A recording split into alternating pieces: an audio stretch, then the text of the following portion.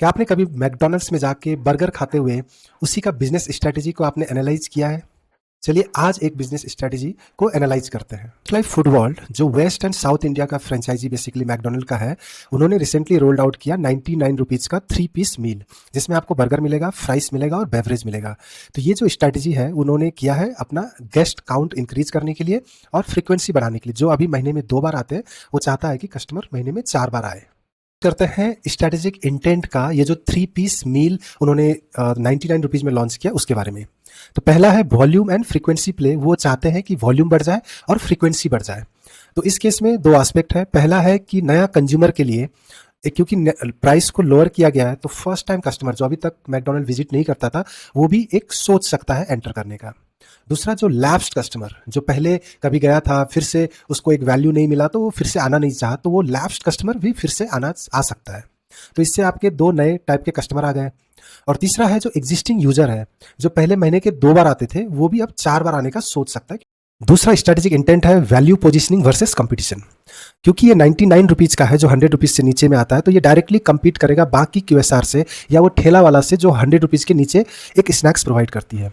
तो इससे क्या होगा कि एक मास कंज्यूमर जो वैल्यू फॉर मनी चाहती है वो कस्टमर को अट्रैक्ट कर पाएगी मैकडोनल्ड्स। तीसरा स्ट्रेटेजिक इंटेंट है बेटर फिक्स्ड कॉस्ट एब्जॉर्प्शन।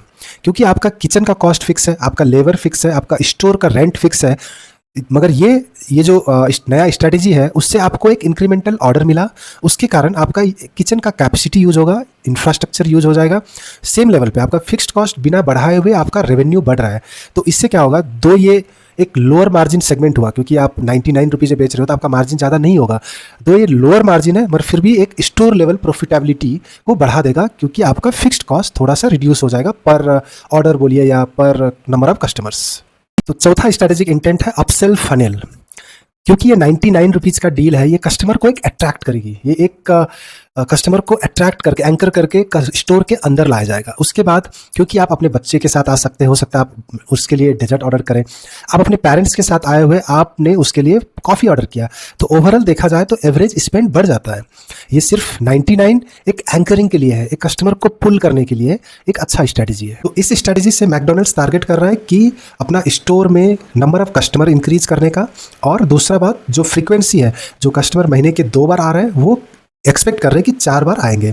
इस तरह से वो इक्वेशन जो 3 पॉइंट इक्वेशन था उसमें ये लोग 2 पॉइंट को आगे बढ़ा रहे हैं। जो एवरेज वैल्यू है वो थोड़ा सा डिक्रीज हो रहा है, मगर ओवरऑल में इंक्रीज और रेवेन्यू इंक्रीज का एक्सपेक्टेशन है।